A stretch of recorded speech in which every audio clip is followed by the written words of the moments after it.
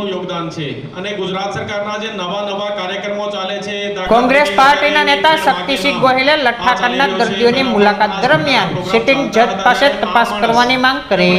કોંગ્રેસ પાર્ટીના વરિષ્ઠ નેતા અને રાજ્યસભાના પૂર્વ સાંસદ શક્તિસિંહ ગોહિલ ભાવનગર પહોંચ્યા હતા, જ્યાં તેમણે સહટી હોસ્પિટલ ખાતે લઠ્ઠાકાંડના દર્દીઓની મુલાકાત લઈ સાંત્વના પાઠવી હતી। બાદ પત્રકાર પરિષદ સંબોધતા સરકાર સામે આકરા પ્રહારો કર્યા હતા અને આ સમગ્ર લઠ્ઠાકાંડની તપાસ નામદાર કોર્ટના સિટિંગ ન્યાયમૂર્તિ પાસે તપાસ કરવાની માંગ કરી હતી।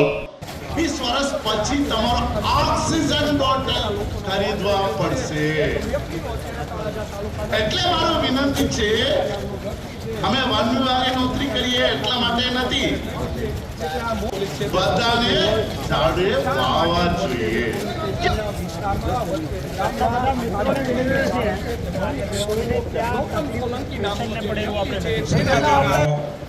वन महोत्सव माननीय मुख्यमंत्री भूपेन्द्र भाई नेतृत्व में वन विभाग अमरा सीनियर साथी भाई श्री अर्जुन भाई मोटवाड़िया ने भाई प्रवीण भाई माड़ी नेतृत्व में एमना मार्गदर्शन नीचे उजवाई। भूतकाल में एवं थतुं कि राज्य वन महोत्सव योजाय पछी मने एम छे जिल्लाना उत्सव उजवाता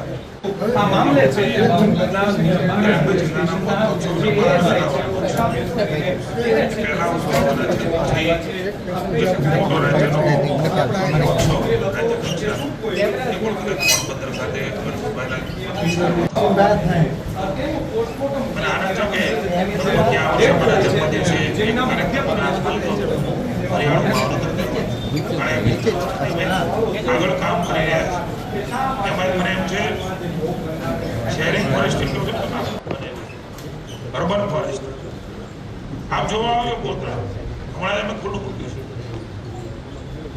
છે એકદમ ગંગાજળા તળાવના કાંઠે, આપણે બોર તળાવના કાંઠે છેલ્લા ભાગમાં સુંદર મજાનું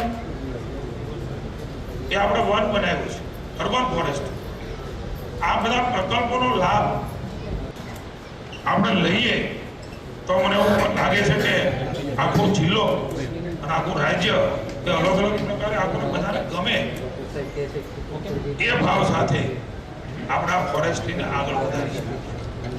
આ બદલાવ સામૂહિક પ્રયાસોથી ગુજરાતની જનતાથી થયો છે, ભાવનગરના જિલ્લાની જનતાથી થયો છે।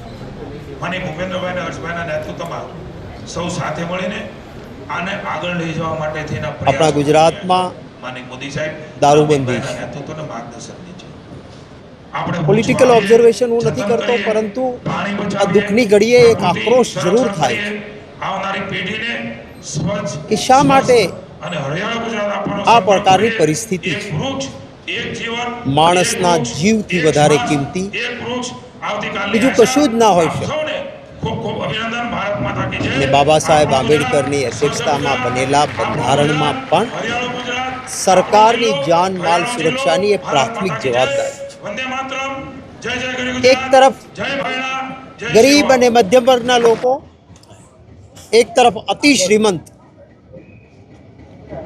શ્રીમંત લોકો ગાંધીનગરના ગિફ્ટ સિટીમાં ચોખ્ખો ને પ્યોર દારૂ પી શકે એના માટે ગાંધીનગરના ગિફ્ટ સિટીમાં આખા ગુજરાતમાં દારૂબંધી હોવા છતાં ગિફ્ટ સિટીમાં પૈસાદાર લોકો જાય છે, બહારથી આવેલા માલેતુજારો જાય છે, એટલે એને ચોખ્ખો દારૂ મળે એટલે ત્યાં દારૂબંધી નહીં। અને સરકાર પાસેથી અપેક્ષા રાખી હતી કે કમસે કમ હવે સરકાર જાગે। મને દુઃખ એ વાતનું છે કે નાના નાના જીવડાઓને પકડવામાં આવે છે, મોટા મગરમચ્છોને નથી પકડવામાં આવતા।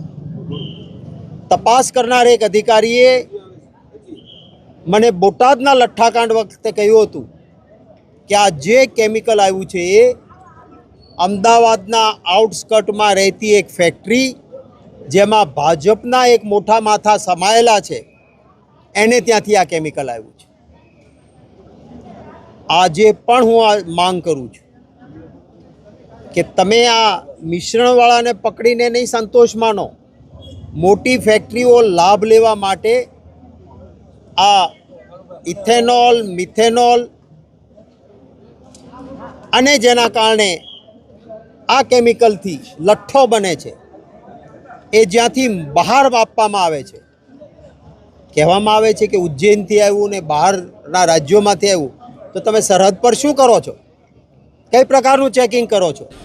તોડબાજી કરો છો? કેમ આ કેમિકલ કોની ફેક્ટરીમાંથી નીકળ્યું હતું? અને એટલા માટે હું માંગ કરું છું કે નામદાર હાઈકોર્ટના સિટિંગ જજ સાહેબ મારફત આની તપાસ થવી જોઈએ. કારણ કે નહીતર તો હું જ ચોર, હું જ કોટવાળ ને હું જ ન્યાયાધીશ, હપ્તા ખાનારી સરકારમાં બેઠેલા લોકો જ ચોર હોય, એને જ તપાસ કરવાની હોય અને એને જ ન્યાય કરવાનો હોય, તો ગરીબ માણસને ન્યાય ક્યારેય ના મળે.